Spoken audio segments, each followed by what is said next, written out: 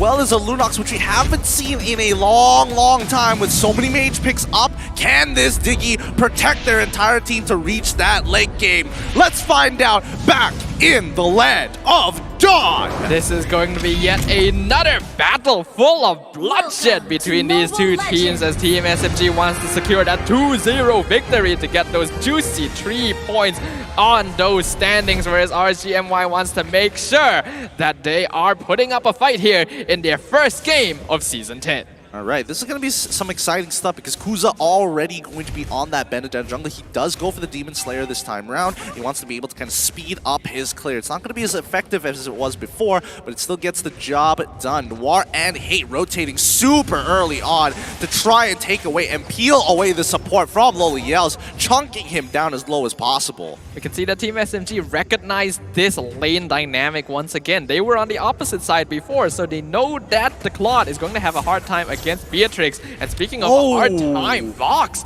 getting chased out of his jungle by HYHY. That was a good read by HYHY. He knows the timings, and after clearing his own, he's at, oh wait, hold on, Loliel's able to kill Noir here. Finds one, takes away a flicker as well, and Sasa getting back into the fight with his battle mirror image. A bit unnecessary, but it does give Kuza the opportunity to throw him off. That was just a little bit of a mistake from Noir there. He wasn't able to get the extra armor from his passive because he was playing in the middle of the lane. He definitely underestimated the amount of damage coming out of Hawk. We have to remember, Grok is very vulnerable to magic damage. Yep, he's got to be careful, and especially this early on in the game, those auto alarm bombs do hurt. Looking at the emblems overall, it does look like both teams are going for pretty default emblems overall. I do see that earlier as well, Smooth did actually pick up the Swift Boot, so he might be going for more of a damage build on this Masha as well. Yeah, he's probably going to be stacking up the traditional stuff. I don't think he's going to be the on-hit Masha, but he definitely is going to go for the traditional Twilight Armor sort of situation here in Sky Guardian's Helm. Kuza gets pushed away by Box for now, as Smooth does find him and is going to push him as far away as possible. Izanami's going to struggle to get in here, but HYHY just giving vision, can't really do much about the situation, but notice on bot side that once again, Sasa not having a fun time here. Yeah, but at the very least, he is still matching up in terms of EXP against Loliels, and that's the most important thing for a Claude in this sort of matchup, ensuring that he at least keeps up in terms of farm. Hate now, gonna be caught out by the Falling Star Moon, but Brilliance gets him out. They're taking it nice and slow here with RSG looking to press their advantages across the map. Team SMG are just waiting for their item power spike before they can really do anything, right? Smooth is going to take a little bit of time. Sasa is on the losing lane. Noir is the only person who can really kind of open things up for the team if he helps out Hate push in the mid lane. Yeah, but he still has to be very careful because Grok, unfortunately, is not really as tanky as he used to be, so there does need to be some smarter decision making. But now HYHY caught out by the heavy spin. Hate coming in with the Darkening. There's that extra damage we talked about. Kuza gonna be forced to dash out of the clutches of Team SMG. A clean catch coming out from Team SMG on HYHY. They catch him off guard, and I think that's still good, but RSG are still playing for this bottom side. If HYHY goes down, it's gonna slow his scaling, but he has Avarice, so he has a lot of time to work with.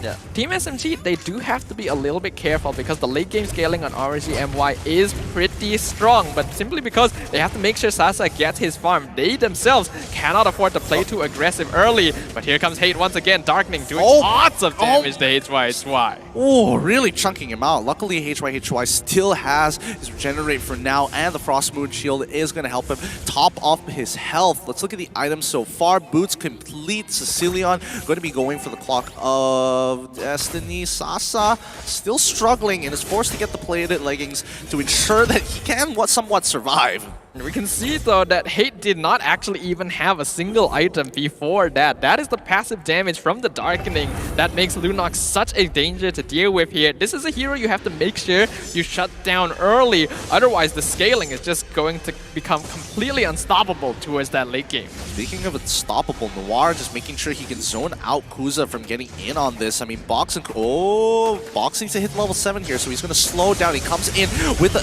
Oh my goodness! Kuza Kuza manages to get, but he jumps back into the fight and ends up sacrificing his life, baiting as HY Izanami are just seconds away from actually getting back into the engagement. But Kuza has done his job, stealing the way of the turtle. I feel like that had to be a mechanical error from Kuza there. He could have gotten out of that no problem. I get the feeling he might have auto-targeted his final dash, and that resulted in him going backwards when he would have been able to escape with it, but he did still steal the turtle, so that is not a bad result for RSGMY. Ah, man, it happens to the best of us, The auto-targeting system can sometimes be very helpful, but also can work against you in some trying times. But as you mentioned before, yes, it is important that Kuza was able to actually take away the turtle this time round. With another 67 seconds on the clock before the next one appears, Kuza is going to try and dash across the map, but Smooth actually getting an early rotation as bot side has already fallen in RSGMY, making sure that they can take a potential second turret. Now they're looking for it, but the time journey comes outboxed and able to get them with a heavy spin, but Noir finds the flicker onto Hawk, doesn't get anything off of it. Hake now in trouble, goes into Brilliance, doesn't get hit by the Sanguine Claw, able to have some smooth moves. Darkening popped up, flickers on towards Sasa's side, and unable to get enough damage to kill Kuza, but he's so low and even Box ends up falling to the damage of RSGMY. And that's exactly what RSG are looking for right there. A beautiful engagement, taking advantage of the fact that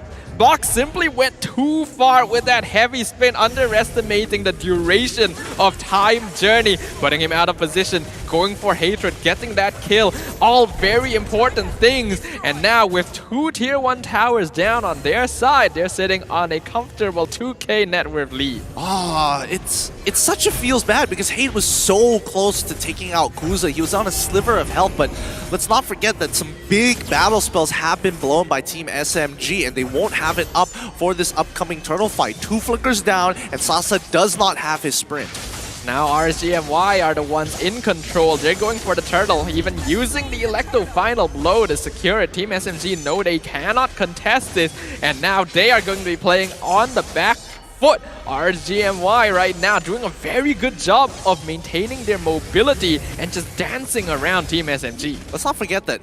Oh, wait, actually, let's not forget that Box actually sacrifices his orange buff to Sasa to actually speed him up in lane. So he is sacrificing a little bit of EXP, and Kuza now overtaking him in levels. That's going to make a significant difference when it comes down to these neutral objectives. Whoever has the higher level amongst the junglers usually have a bigger retribution.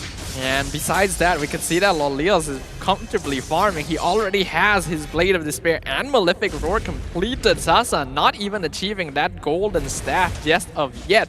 So RSGMY in a comfortable spot. Lightning Trunkion and Izanami as well. Their scaling heroes are really starting to pick up the pace. Yep, they're getting into position, and the damage is going to really hurt. And Team SMG just has to staunch the bleeding for a little bit longer here. It's just a 3k gold lead in RSGMY's favor, so it's not like they can't recover from this, but they can't afford to bleed any further. Noir is trying to slow down this wave as RSG now focused on objective tower gating. This is very smart from RSG. They know Team SMG want to give more farm to Sasa, so they're going to be focusing on one lane, allowing RSG to play on the opposite side of the map and continuously get towers for free. Kuza now even threatening the buff. Did he steal that? Yeah, I think he did. He has the purple. He has the purple buff aura around him, and unfortunately, Box doesn't. He's gonna fall even further behind here. 11 to 10 so far, and now the Lord is spawning in the next 7 seconds or so. Sasa is just back to farming. They know they can't contest this.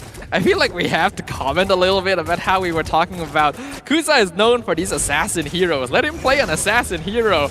I didn't expect it to go this well the moment he shifted over to a more comfortable pick. Yeah, he is very talented at this, but now HY. Oh! My goodness, the damage. Where did he go? Where did Noir go? He has protection, but not enough magic resist to deal with Izanami, who's been stacking up this entire game and blows him out of the water. I think we have to note Noir did end up going for Dominance Ice as his first item, so he doesn't have things like the Athena shield to protect him from the magic DPS coming out of RSG, which means that the heroes like HY, Izanami, and Hawk, he is basically not a tank at all.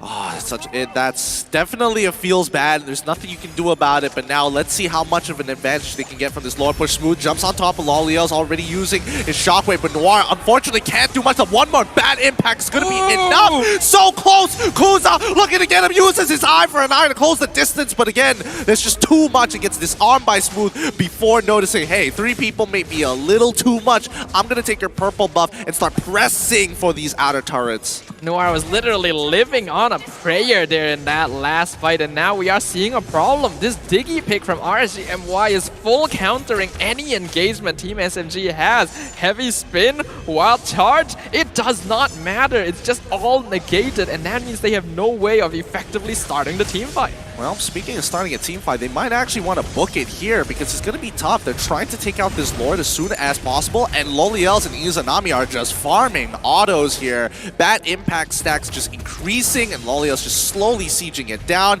The same thing happened in the previous game, but on Team SMG's side, they're getting a bit of a taste of their own medicine. I think just from these 2 games, we can tell that Beatrix is going to be a contested hero. This cannot be allowed to go through anymore. RGMY currently 6.5k net worth ahead of Team SMG. It's definitely a gap that can be made up, but considering the amount of pressure they're placing here, that's going to be very difficult. Yep, Smooth getting his shockwave on top of Loliel's. Once again, the Thunderclap doing some good work, but doesn't have enough damage just yet. Electro final blow from Kuza. He's on top of Noir for now as they are trying to clear the way, but again, there's just too many members from Team SMG side. They have to back off. Heavy spin coming out from boxes. He tries to make a play. Noir conceals, but he gets revealed straight, and now he's in trouble. He has to use his unstoppable force to get on out of there. He can't afford to take any more of this damage. This is just rough for Team SMG. They do have heroes that can consistently tank the sniper shots from Loliel's, but for how long? That tower is going to fall again for free. And with that, it'll only be 1 inhibitor left for Team SMG. The damage dealt is literally split in half. RSGMY in full control.